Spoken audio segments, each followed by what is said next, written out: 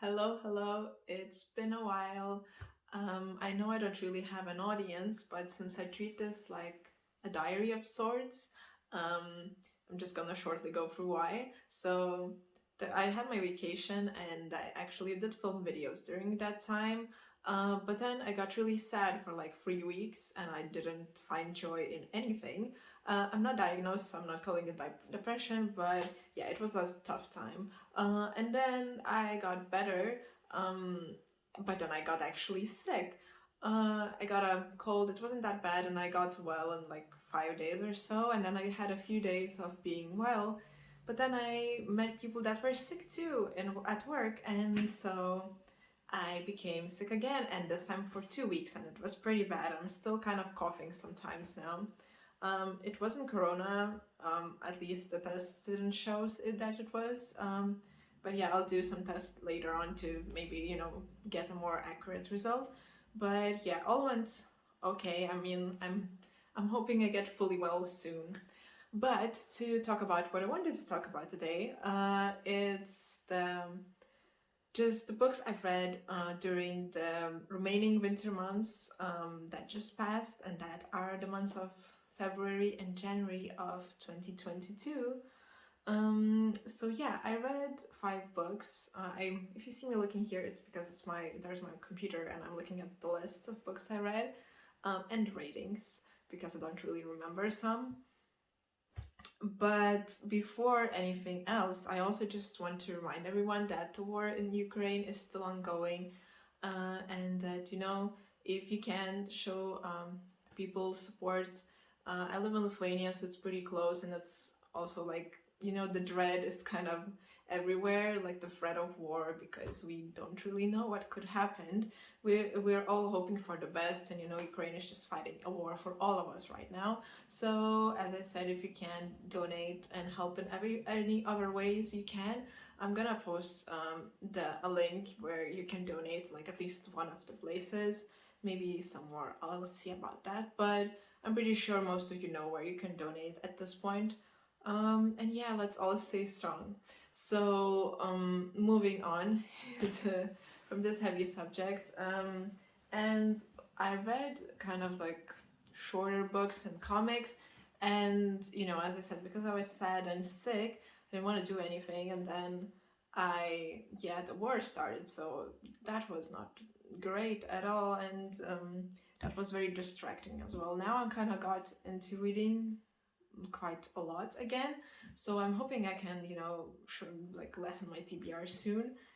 And I've been doing pretty okay. I actually finished one big boy, which is, if you have not seen my any other videos, it's one of my like biggest goals for this year, is just to read some of the big books that have been in my TBR for quite a while.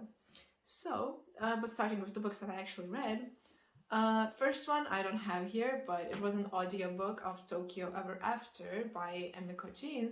I actually started reading it as a PDF, and then I just kind of switched to audiobook because I just really like I got invested and I skimmed through it to just get to the cute parts and like just kind of to read it as fast as possible because yeah, I think I don't remember, like I think I started it like, oh yeah, I started it actually during my exams in December.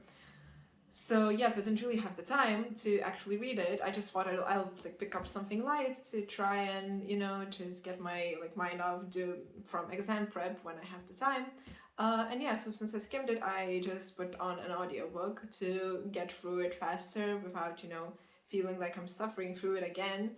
It's a good book, but it's just this annoying habit I have that like of skimming and then being annoyed at myself that I have to read it actually again because I can't let it go. Like I'm a perfectionist like that. I can't just say like, oh, I skimmed through it, I know what happened, so I technically read it. I can't do that.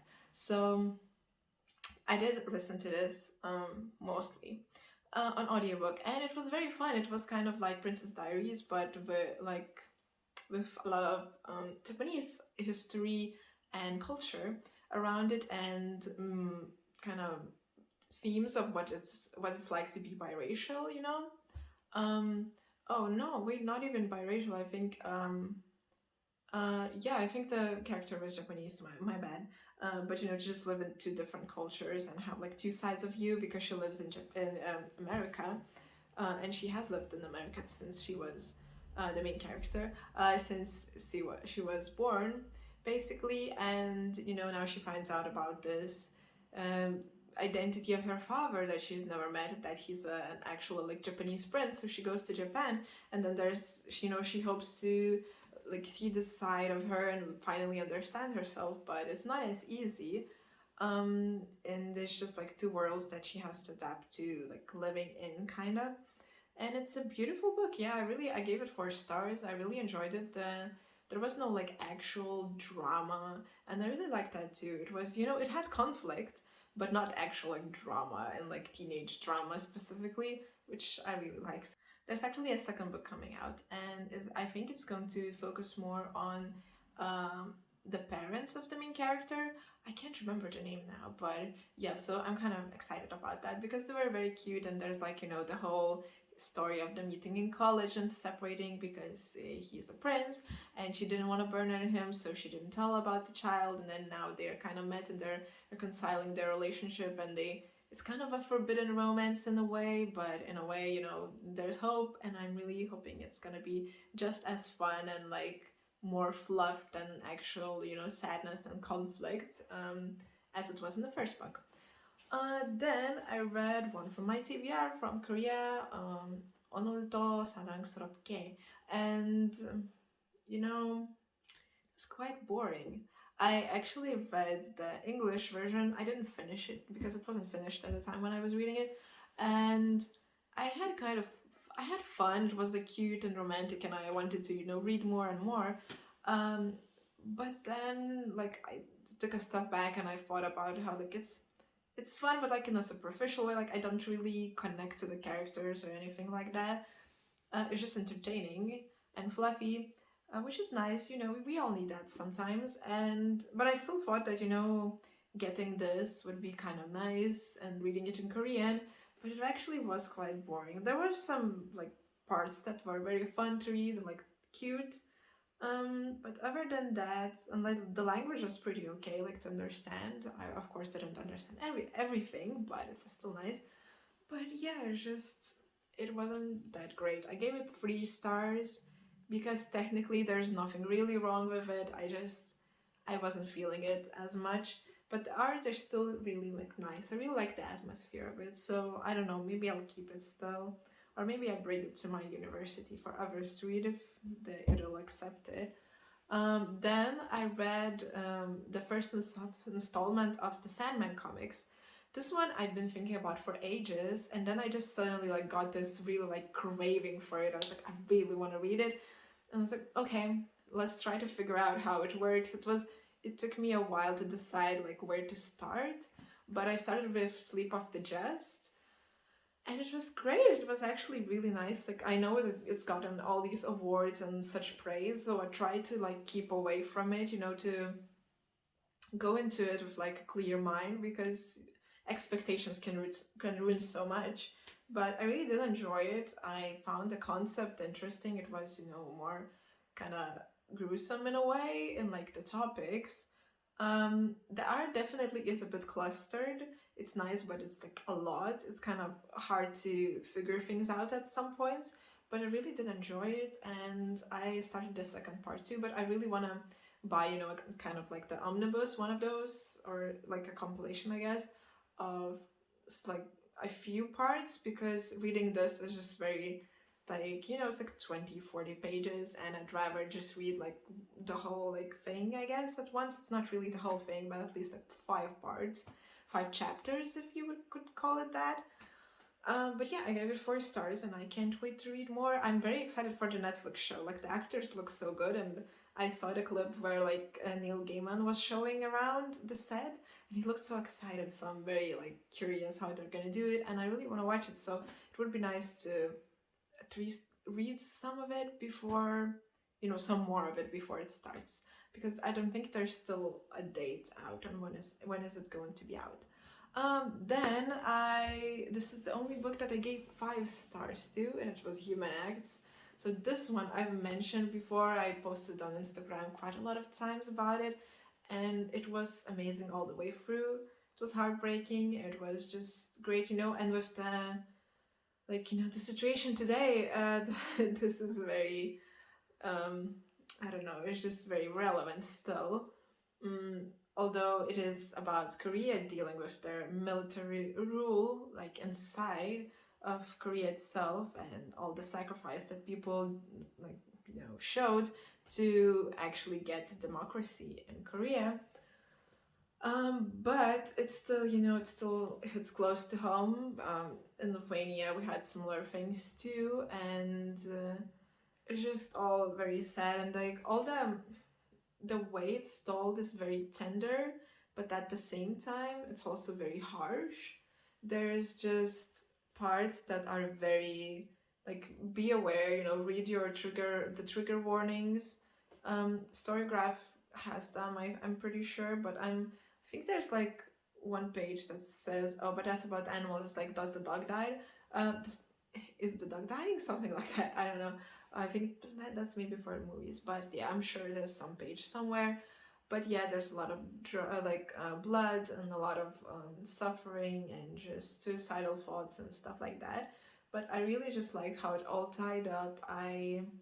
It just left a thing in my heart. I feel like it's one of those books that I'm gonna carry with myself for like maybe all my life, and maybe reread again at some point. But yeah, it's just a very short but very hard-hitting book, and I really want to check out Hong Kong's other books. I think it's White and Vegetarian. The Vegetarian. So yeah, but this was very great. I can't recommend it enough. But at the same time, if you don't want anything depressing, or just I don't know, too real to life and how cruel people can be, then maybe this is not for you. But yeah, I really think a lot of people should read this, because we read it for empathy, and this has a lot of it for its characters and the situations they were in.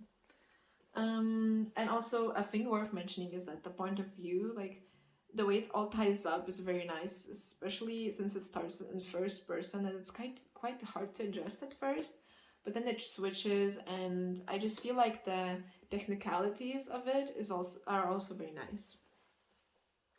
And then lastly, this video is probably gonna be long. I don't know, I can't shut up like most of the time about books, but lastly we have The Girl from the Other Side, the 7th volume, and this one honestly didn't really have much of story. It kind of felt a bit like filler. I still gave it 4 stars, but I was thinking of maybe giving it a 3, which would have been like a first for like any of the installments that I've read so far in the series. But yeah, it just felt a bit too filler. And I can't wait to read the 8th part, but I actually don't have it because the store I bought it from didn't have it. So I only have like the 10th and 9th volumes. So I'll have to figure that out. I'm gonna have to put a halt on reading it for now. But yeah, I can't really say much because it's like a 7th volume. So, and there's nothing that like major that really happened in here. I mean, there is one thing, but I would rather not really spoil anything for anyone. So yeah, that said, there's not a lot of physical books in here, but I thank you very much for watching. I hope you're like doing your best in trying to stay sane during this time. The world keeps on surprising us, but I hope you find some comfort in, I don't know, YouTube videos, anything, because comfort is all we need, and like not all, I guess, but I think we need during these times, and ever usually. But yeah, I think that's it. I hope you have a nice day, evening, morning, or whatever, and I'll see you in the next video, hopefully. Bye.